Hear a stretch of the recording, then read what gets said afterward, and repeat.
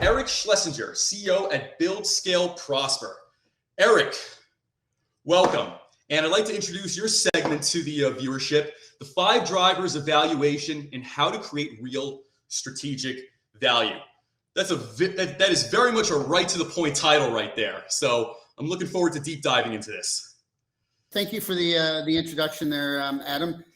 Really appreciate it. And before we jump too far into this, I also want to say thank you to Andre and the team at Glorium Technologies for having me today and for putting together such a great event. To all of you that have joined today, we're really glad to have you, and I'm super excited to, jump right in and really talk about, some of the things that we've seen here at Build, Scale, Prosper, and also what I saw before I started Build, Scale, Prosper about 7 or 8 years ago. So, just for some context, my last role in the corporate world for the last 5 or 6 years of my, corporate is in running global strategy and corporate development for a financial technology firm that had about $500 million per year in revenue. And during that time, I was looking at about 100 to 150 different companies at different sizes up and down the growth curve. But the lion's share of them were startups or early stage companies. And what I recognized is that there were some really, really similar patterns that I saw in different businesses. And that's what led me to start up Build, Scale, Prosper, is to help out companies, particularly early stage companies and startups, get moving in the right direction so that they can generate funding that they need to thrive and ultimately find whatever that exit is that they're looking to find. So if we kind of jump ahead here, we all know that growing a startup is hard. There's a lot of things that you have to do every day, and the market is constantly changing pace, and things are moving faster and faster. Competition is tough. There's lots of players out there, and all of our customers have a lot of different options.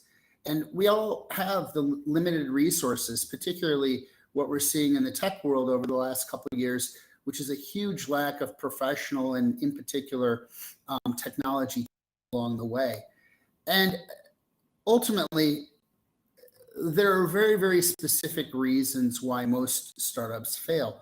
And they're predictable, and there's lots of different studies, but these top 10 are the ones that generally come up over and over again. And it really comes down to, understanding the market, making sure that you have the right product market fit, and all these things that you guys can see here that I'm sure that are things that you guys all worry about every day. And so, kind of to jump in and to really just talk about understanding valuation and what the key drivers are for investors' perspective. And it really comes down to 5 primary drivers or 5 different levers of what investors are looking for. And what we find is that many companies are unable to appropriately balance these 5 primary things. And we'll dive into here in the next couple of minutes in a little more depth. But they're really, number one, the product market fit. And, I love the fact that Craig was talking about this on the last session. And I know that there's a number of different speakers over the today and tomorrow that are going to speak about product market fit and growth in a whole different areas. And sorry for the jumping ahead. The second one is making sure you have the right team together and you have the right people and the right strategy around people. Third, and this is something that different investors might find different methodologies or philosophies around operating. But much like Craig was speaking about on the last session, having specific operating systems in place becomes critical. The fourth point is looking at and managing and having the right plan in place around your intellectual property. And then ultimately, where a lot of early stage companies get starved is the financial side of the business. So we'll dive through all of these things here. And what I do want to mention as well is feel free to fire out questions if anybody has them along the way. So the first and one of the most important ones, and what a lot of founders spend a lot of time on, and rightfully so, is the product market fit. And many founders, they move from the corporate world or from identifying a problem in the market that they see over and over again, and they create a really wonderful plan or strategy about what they are looking to do. The difference between those that have a lot of tailwinds along the way versus those that struggle and really dive into a more competitive situation, what we found is it really comes down to start and understanding whether or not you have a blue ocean strategy. And we'll talk about that in a minute.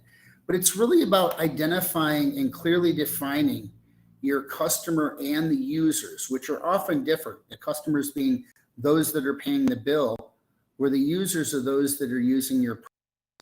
But making sure that you have that really defined target customer, and that customer has underserved needs and things that they need to do, or the jobs that they need to do in a productive way. And then matching that with making sure customers or users are in high value sectors that have the budget and the money to spend, and that you're then matching that market component, the customers that you're going after with the needs that they have, by designing an intelligent product offering, a clear differentiated blue ocean, or that killer value proposition, which really sets your offering aside from those that are already in the market. And making sure that that product offering or that message that you're creating and that value proposition then has that appropriate set and the underlying associated user experience and customer experience that's going to make things that's going to improve things substantially and help your client make more money, save more money, and reduce risk, particularly a business-to-business type company. And then also, when you're looking at building out your product, it's really important to think about how you can break that value cost trade-off. And Blue Ocean strategy is a theory, which I've included the link there to blueoceanstrategy.com and the section on their site where they have a whole host of underlying tools that you can use. But what Blue Ocean says is that you can choose to swim in the bloody shark-infested waters of competition, or you can create your own uncontested market space that differentiates you from the competition and make your competition irrelevant. And a big part of that is looking at the 4 actions framework, where you can really break this value cost trade-off in a productive way by looking to eliminate, reduce, risk, or create different specific features that really help improve that value proposition for whatever your target market is. So, just to kind of, summarize here, making sure that you have this match between the target customers that you're going after and what that clear value proposition sounds really easy, but many people forget to, or they get too hung up on customer feedback that is specifically related to customers that don't have budget to buy. And so they're asking, what do you want? What do you need? But yet those don't tend to be things that the customers are willing to pay for. And the second big sort of mistake or gotcha that a lot of early stage companies face when they're looking for their product market fit is trying to be to all people. And that's where that 4 actions framework becomes very useful to help you create that right value proposition that's easily understood by your target market. So we'll jump ahead now to the next the next key factor, which is your people. And I think that the quote that that we have up here from Simon Sinek is really, really important. And that's great. People don't hire skilled people and motivate them. They hire already motivated people and they inspire them. And the really great companies that improve their odds of success, they really start by focusing on creating an inspirational culture and to make sure that they tie their purpose into something that resonates not just with their customers and their investors and the other stakeholders that they have that are partners or others, but they also really their mission and their vision and the values that they have into the way that they create that culture that people want to come work for them. And a part of that is also making sure that you have a really, really great, sensible people strategy and budget. It's expensive for people, and it's usually the number one expense on an early stage company's budget is their personnel. Making sure you understand and that you're accurate, you have enough budget to hire the right people becomes critical, and then making sure that you've got that right leadership team in place. And we'll dive into that in a minute, but a leadership team that also then puts their people in a position to succeed and to contribute. So instead of taking a traditional sort of command structure, recognizing, understanding, and empowering your people to do the things that you're hiring them for becomes really critical, because there are so many things that need to be done in the early stages of a company that the core leadership team just doesn't have enough time and energy and resources to do all that themselves. They need to rely on other people as well.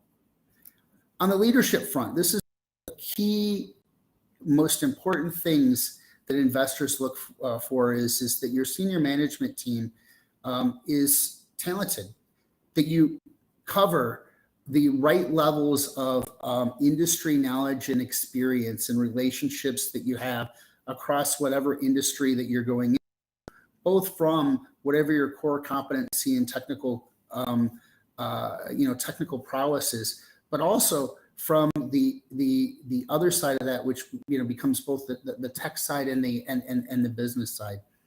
But in addition, having a strong advisory board, not just with the right with the type of people, but the right type of people that really can help you focus on expanding your business around the key critical success areas that you need, is really important, and it becomes really meaningful to help drive your valuation and the investment dollars that your investors are looking to put into your company.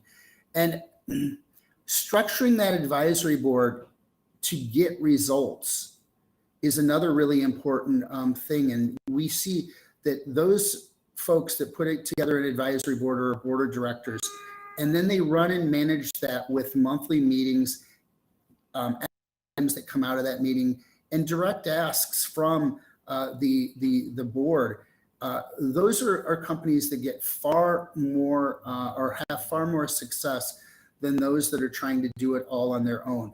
And that board of directors or advisory board can become an extension of your own business, and they can help you in those core things that you're doing in the early stage, which is really about product development, business development, and then the investment, development or the capital raising component of what you're trying to do.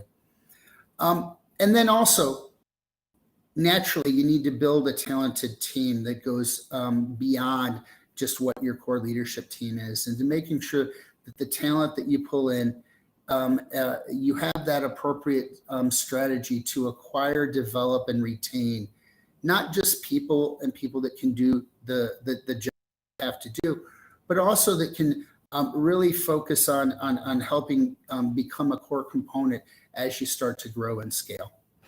And when you dive a little bit further in there, I think a big part of that is connecting that inspirational culture with whatever purpose and whatever your why is. And some mistakes that we see early stage company leaders make is they often get focused on moving too quickly not having that right strategy in place and the plan to acquire people, or they get too focused on the hiring as quickly as you can, bringing in friends and family, and doing so at a low cost. And obviously, with budget constraints, you always have some level of budget that you need to adhere. But finding those right people that are great, that are motivated and inspired, and have the right background and the qualifications to help you grow and scale over time is just really a underrated part of that process. So we'll jump ahead to the next part here, which is something that to a lot of people can be somewhat controversial, in that a lot of founders or even venture capitalists think that we need to be focused just on getting the product out the door and growing it at all costs in the early stages, spending a lot of time on testing. But what we found with the successful companies that move beyond the early stage and into some sort of further point up to growth is they really focus on solving the right problems and doing so in the right order, and that they concentrate on really a handful of key operating systems right straight away. And number one is product development.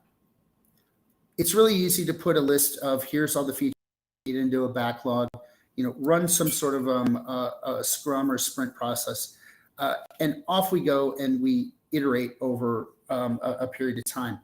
But without the right sort of product development process in place, you end up in a whole host of wasted cycles along the way, and not thinking how you can continue to start with a process, but iterate and improve on that process over time, limits your ability to to deliver the functionality according to the timelines that are necessary, which often can get in the way of having that product that's ready to sell at the point that you need to, so that you can hit whatever your numbers and your expectations are and generate the cash flow you need to survive, and also to to bring in the investors that you need. And so we found that the product development cycle, number one. Number two, your growth or your business development or your client acquisition system. And thirdly, with the weight being much more heavily weighted to product development and growth, and really the first year to two of existence becoming more important, but also keeping an eye on having a smart, continuous process improvement mindset around internal operations, leads to far better results for early stage companies. Then we get into intellectual property, and this is one of the things that many early stage companies either overweighted substantially, or they weighted it and did not place a weighting when I was a corporate buyer. They didn't have a philosophy and a strategy, a written strategy of what they wanted to do around their intellectual property to protect the technology and all the trade secrets that they have. And there's really four primary ways to do that. But what's more important than than spending a lot of time, energy, and money to protect your intellectual property is having a thoughtful strategy in place that you can use over and over again to help your investors understand that there's a lot more to what your company is than just the growth rate that's going to come out of selling more units once that investment is made, and once the business development process starts working, and once that system for selling and new business is implemented and scaled. Having a great process. One of the companies we worked with in the last year, this helped them with their $10 million seed round, because they had trademarks and patents in place that a lot of big firms, including Google and Amazon and a number of others, were violating. And so the revenue stream that they could build by selling to a strategic acquirer or getting investments from a strategic buyer actually was their number one source of sales and potential revenue for the next 3 years going forward. So in other words, it became a call option that helped them generate or over double the amount of revenue that they had for the right firm that had a good intellectual property legal team in place that could fight these battles that they didn't have the money to fight on their own. So they strategically made this a revenue stream as a part of their fundraising and their capital raising process. And they specifically created a fundraising process that led them away from your traditional venture capital market into the corporate VC market, so that their investors, their core investors, were people that had an embedded competitive reason to want to license out that product and make money off of that revenue stream.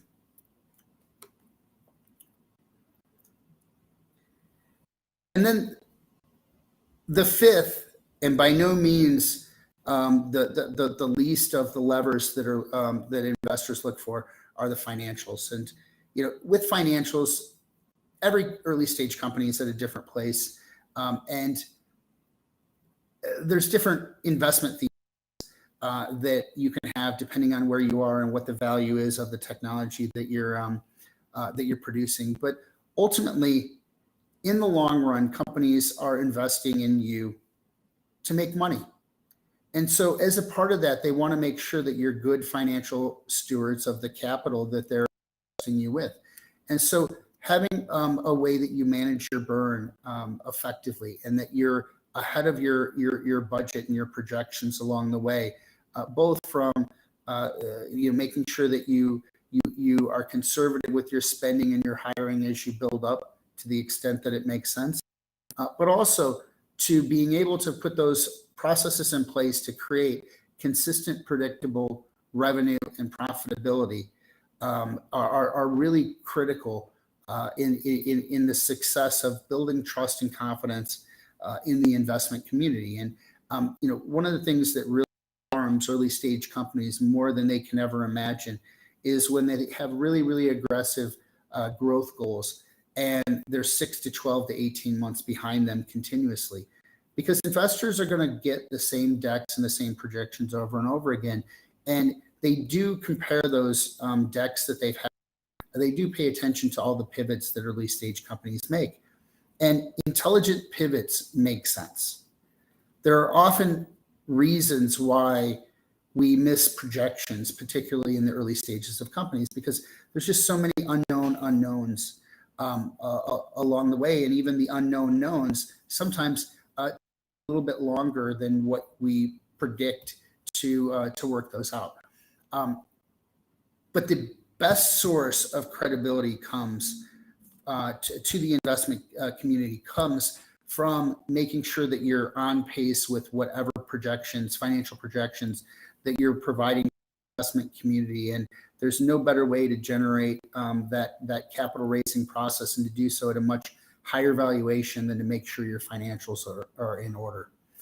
Naturally, that gets into managing cash flow militantly to make sure that you have several months of available along the way at all times, and that any fundraising activities are ahead of what those needs are sufficiently, and that you're really working hard to bring those in months and months in advance of getting too tight with your cash flow.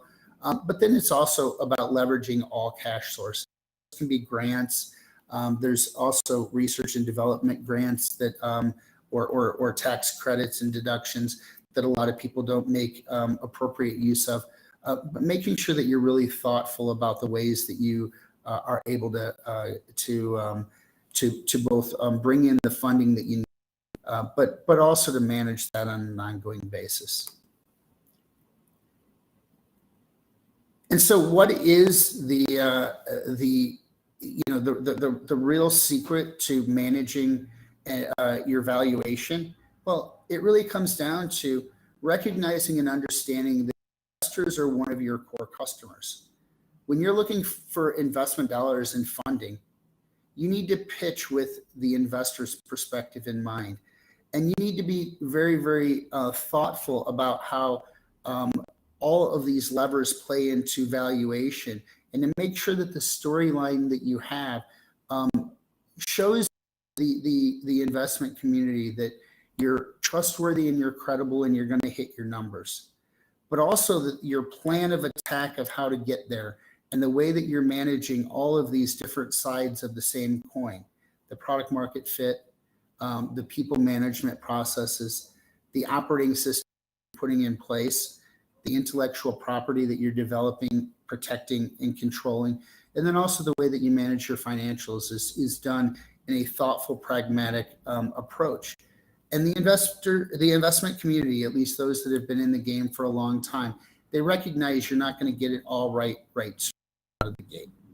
But having a process by which you plan, execute, and debrief on a quarterly basis and create new plans in place and have those available to help show the logical, orderly, structured way that you're evolving over time and that you're creating this company that's worth way more than just the you're developing. Having that plan, execute, debrief, what's working, what's not, and what's next process goes a long way to helping show that you're the competent leaders that we know that you guys can be. So with that, I know that we're a little early, intentionally so. I recognize that this is the last session of the day, but we'd like to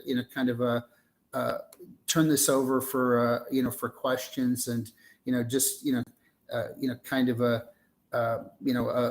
recap. It's all about the product market fit, the people, the operating systems, the intellectual property, and the financials. Having a good, thoughtful strategy and a plan of how you're going to improve all of those things with the right balance and the right resource allocation, and that over time that you look to plan, execute, debrief, and continually iterate and do more of what's working and less of what's not. So with that, we'll open it up for questions.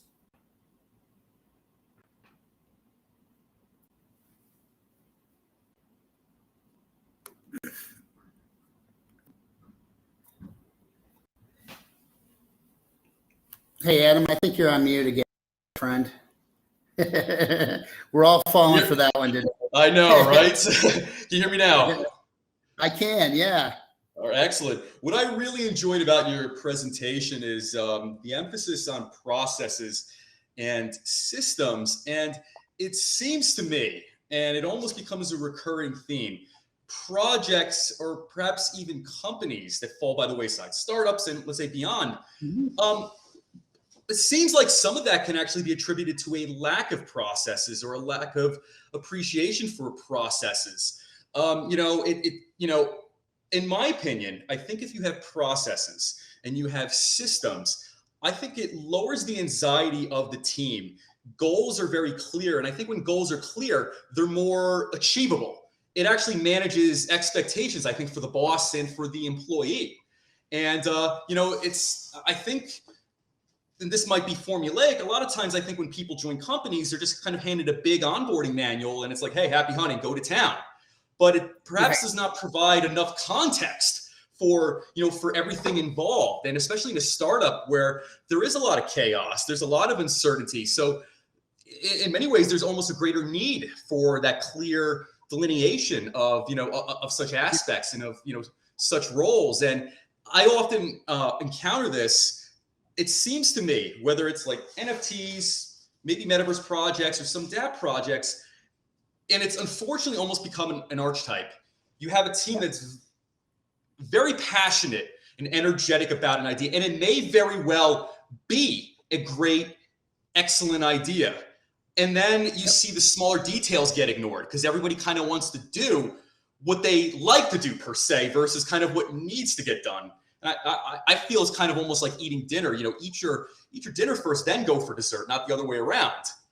Yeah, no, that's a great point, Adam. And just to add some context to what you're saying, we're a special situations consulting firm. So about a third of our work is with startups, but 2/3 of our work is kind of split almost evenly with more mature scaling or growing companies, or business. So think of privately held businesses that have been working for a long time, but they're owned by the management team that's been in place for 30 years, and they have some level of maturity, but it's still really structured and run and operated like a practice or like a startup, and you have to create more of those systems.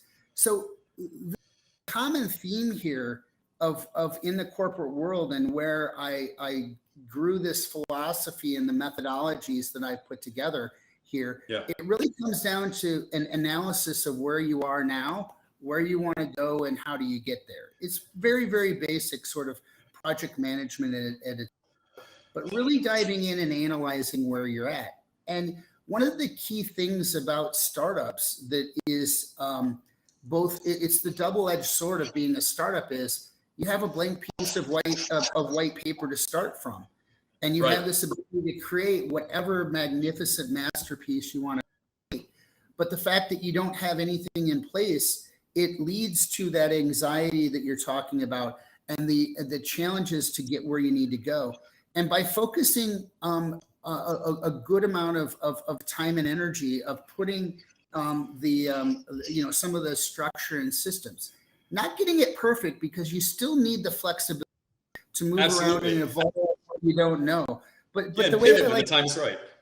Yeah, but the way I like to think about it is this is like putting bumpers on the bowling lanes for a novice bowler that's going out the first time. You have to have that a little bit of structure and order to make it right, to build that momentum and to reduce that anxiety and allow people to focus on hitting whatever those early stage goals are that you have, which are almost always about hitting your MVP and product development and having a little bit of order and structure of how you can get there and move more quickly. It's about that first part of the pipeline and the infrastructure in place and the team and your marketing, like Craig was talking about, getting into that marketing component and that sales component. And then the third component that is most critical during those times is whatever your capital raise, a strategy and process. And too many people get lost in exactly what you're saying. Either there's too much chaos and ambiguity that they can't focus, or they focus on what they like and what they love rather than what needs to be done to achieve the goals necessary to survive and then move into that thriving, sort of part of the business. And being thoughtful of how you do this, spending enough time to put those bumpers on the bowling alley so that you move from that survive mode to thrive mode instead of dying is really important. And it balance not to over architect or over engineer things at this phase, but having those guardrails becomes a much it increases your odds of success tremendously. Right. And with startups in particular, it's often, a very, you could say, passionate, charismatic team, but either symmetrical or asymmetrical personalities, for lack of a better word. So if, let's say, you're consulting and you're troubleshooting what's going on at a startup, and what if let's say the obstacle is ego versus, let's say maybe practical knowledge and, let's say creating a system, like, is there a way to, deal with that? I mean, there's plenty of, both success and horror stories out there among, co-founders of teams and who thought of what first and who did what first. And, it ends up kind of sinking the ship, so to say. I was wondering if you had any experience dealing and trying to kind of, navigate those waters. A ton of it. And the best advice that I've had and where I've seen it work the most with our clients and with others that we're close to in some way, is by having a strong board in place and having the founding team that really understands and recognizes the importance of finding additive advisors. And it's a hard thing to do, Adam. It's hard to find people Absolutely. that are going to take a small amount of equity or small amount of payment in the early stages when that's all you have. Or if they are willing to do it, it's hard to find people that have the skill sets you need. But what we recommend to companies that are going for any substantial round of funding is to make sure that they spend as much time putting together their plan and executing the recruitment of board members that they want and need as they do for the team of people, number one. Number two, having a very, very orderly, structured process for making sure that those meetings are managed in an effective way, just like you would manage any sort of board level meeting at any Fortune 100 company. Here's our agenda. Here's our critical success factors and things that we're going after. Here's our opportunities. Here's our weaknesses, opportunities and our threats and the trends in the market. And here's what we can bite off and how we can really achieve that. And really focusing those around those three core components, Adam, that I mentioned before. Yes. Product development and innovation, and having people that are really good at that, including technology and software development knowledge and experience. The whole business development or the client acquisition process. So somebody that's really good, that's been there and done that with both startups and go-to-market companies and has really good relationships that can help open those doors. And the third component then is that capital raising process, having folks that are really comfortable, have the right relationships, know what your deck needs to look like to fundraise. And I'm not talking about making it pretty from design. It's about having more strategy and plan and the storyline that is sellable to the investment community, but making sure that then is managed in a thoughtful, pragmatic way, and that there's rewards and consequences for achieving success with that for that board. It goes a long way to building up credibility with the investment community. Very well said. And it is, abundantly clear you've created a very well-oiled machine and process, as explained in your presentation. And kind of going on a higher note, what were some of the greatest successes you've experienced with, various startups you've, you could say, troubleshooted, diagnosed, and, remedied? Yeah. So, there's really a couple that are in substantially varied ways here. And one of which is a company that got about $15 or $20 million in funding for a group that includes Mark Cuban. That was the implementation of this board process, was the sort of the key component that we helped them put in place. And so this was a team of people that all, the management team was very seasoned and skilled, 25 year veterans at all of the key roles. But what they had never done is they had never gone forward in understanding how to put together that board meeting and board process to both get the most out of their investors from a strategic sense of how they could help. But also they just didn't know how to organize what information they wanted and how that would then be perceived. So by us putting together this process, the board, which consisted of a couple private equity firms, and then some of the key early investors in the company, they actually came back and said that this was the most prepared company that they had ever dealt with from the beginning of the process, and that usually it takes them 3 to 6 months to even work out of that. And on day one, they were ready to implement and to move forward.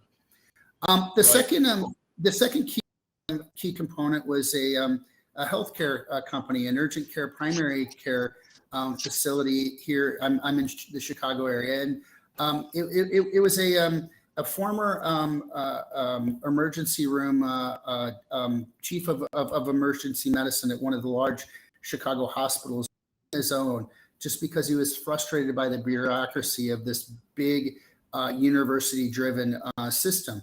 And he Sure. wanted to create this really, really innovative model in the middle. And what we were able to do is help him grow from $400,000 in top line revenue, losing about $100,000 per year, and being on the brink of having to go back into working in an emergency room again.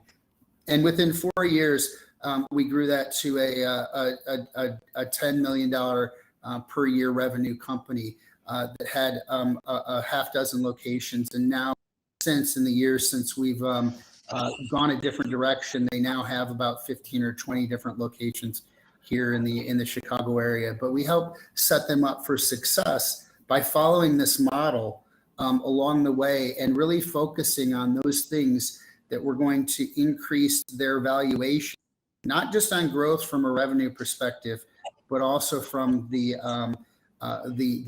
metrics and the items that were going to be important to the investment community, which also help them get better bank financing for all of the property that they've had to purchase to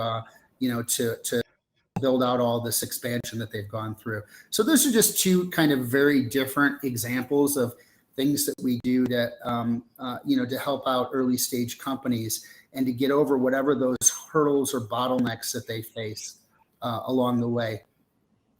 Wow. And by the way, what a positive note to end on. I think in many ways you've almost created a Magna Carta of setting up at least as best as one can, your greatest probability of success when beginning your startup. So Erik, I have to say, thank you very much for coming on today. Thank you very much for getting into the weeds about all of this. This is very, very informative, very, very enlightening. I think I could speak for, the other speakers in the audience. This was extremely enlightening and I very much appreciate it. Well, thank you very much. And, I really appreciate that you and Andre had me on today. It's really fun to, share some of the things that are so important for all of us to have the success that we want. And I really recognize and appreciate the risks that founders take. And if there's any way that I can assist anybody, just let me know. Much appreciated, Erik.